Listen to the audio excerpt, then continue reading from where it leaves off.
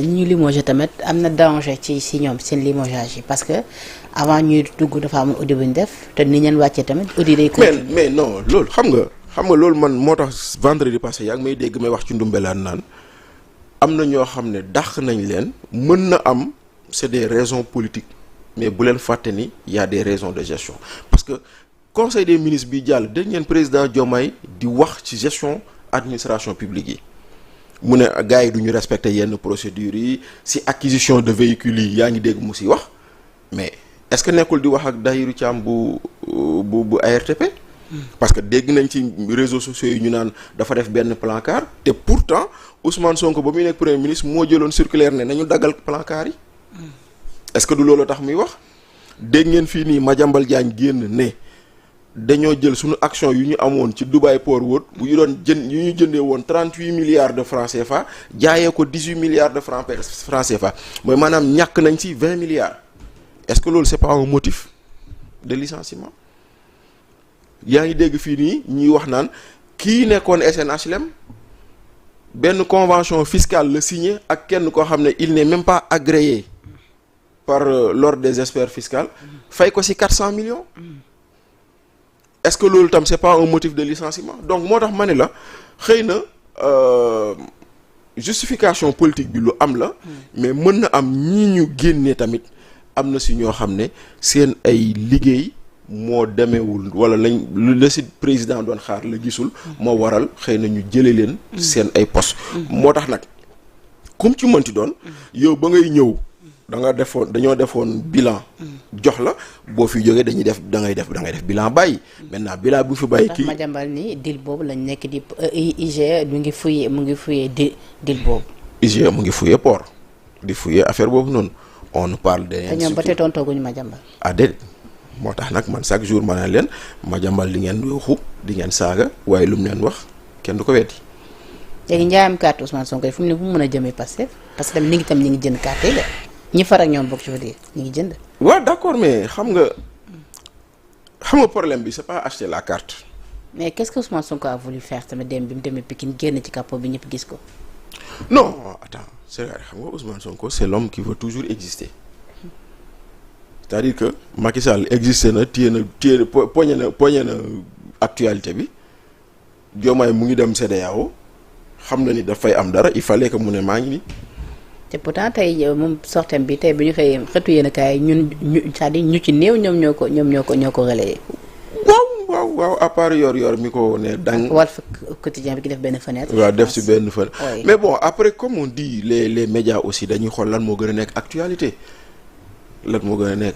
mais dans tous les cas man dama jàpp ni. est-ce que Sonko dafa nekk di perte popularité. non am na nag loo xam ne lii nii ñàkk na ko ci popularité am ci aura am parce que effectivement on s'est rendu compte que Penda lu ñuy wax l'ennemi du populisme c'est l'exercice du pouvoir tous les populistes quand tu leur donnes le pouvoir tu te rends compte que xamuñu dara mënuñu dara te defuñu fi dara quand Ousmane Sonko va à Mbacké pour nous dire liggéeyul dara mais moom boppam la doon xas parce que moo nekkoon le chef du gouvernement pendant 2 ans Penda on t'a donné tous les leviers de pouvoir loo fi def dara trottoir sax peinture ko fi après yow yaay toog nga naan Diomaye boobu noonu defu fi dara pendant 2 ans tu as cherché à manipuler un président munul nga ne le président est manipulable yow président bu doon il était manipulable da lay def looloo bëgg. Macky Sall de keroog bi mu ñëw jaawalewul yoon yi dégg na. jaawalewul de. daa jubal directement xam na fu muy jëm. parce que la mu fi bàyyi woon la fi fekkaat. point yu mu fi bàyyi woon la gisaat ni changé wuñu couleur. autoroute rond-point yu mu fi bàyyi woon loolu la fi fekkaat mais léegi nag boo nee président bi deful dara yow yaa liggéeyul parce que yow lañ joxoon la ngay. d'accord léegi Bachir fi ñuy daanalee mooy looy xaar ci palub Ousmane Diagne ca conseil constitutionnel. waaw man day Ousmane Diagne d'abord di fàttali ni moom Ousmane Diagne dañ ko fal pour mu eggali mandat Badio Camara xam nga loolu lan lay wundu parce que conseil constitutionnel mandat unique la amul renouvellement de mandat. comme moom dañ ko fal pour mu eggali mandat Badio Camara bu doon Badio Camara benn at la def wala ñaari at la def moom day eggali 4 atu Badio Camara yi ba pare balaa moom ñu koy tabb kon tey jii nii Badio Camara mandat am dafa waroon dem ba 2028 kon fii ba 2028 moom day eggali mandat. après boobu nag mën nañ ko fal pour 6 ans. donc loolu loi portant loi organique portant conseil constitutionnel moo wax loolu. kon moom loolay benn. ñaareel bi. man conseil constitutionnel nu mu tëddee nii. man dama bokk ni dañ ko war a soppi mais soxlawuñu dem ci cour constitutionnel. man dama bokk si ni soxlawuñu egg ci cour constitutionnel dañoo war a soppi conseil constitutionnel pour que. mu am possibilité génn ci waxu je suis incompétent. parce que man mënumaa comprendre saa yoo ko laajee mu ne je suis incompétent. ah loolu tamit kaan. waaw moo tax nag su lu may xaar Ousmane Diagne. ñu réformer conseil constitutionnel pour que je suis incompétent jeex fi wala wàññeeku fi. parce que mënoo loo xam ne yow mënoo ci wax cour suprême mënu ci wax. on ne peut pas avoir des angles morts dans le droit. mooy maanaam lii Penda mënu ko àtte. Bachir mënu ko àtte kenn mënu ko àtte déet. il faut mu am ku ko mën a àtte. te nag yaakaar nañ ci conseil constitutionnel. et j'espère que. je suis incompétent dina fi jeex. d'autant plus que gis naa le magistrat ou l'ancien magistrat Ousmane Kane ancien président de la cour d'appel de Kaolack mu ne. conseil constitutionnel warul woon wax ni dafa incompétent sur le retour de Sonko à l'Assemblée. waaw. mu ne warul woon wax ni conseil constitutionnel dafa incompétent sur le retour de Sonko te pourtant loolu moom magistrat bu wax sunu classe gi ñun loolu mooy sunu xalaat. mais ñun ne sommes pas des juristes ay analystes kese lañ. maintenant am na ñu gëm ni bu fi fekkoon Ousmane Diagne. il se serait pas déclaré incompétent. kon nag comme loolu lañ gisoon ci moom. mooy un magistrat boo xam ne quand il s'agit de prendre des décisions et il le fait. on espère qu'il le fera. parce que waxtu bi jeex na tàggatoo le mot de la fin. gaaw na de. gaaw na kay def nañ benn waxtu fédération bi tamit fàtte naa fédération bi.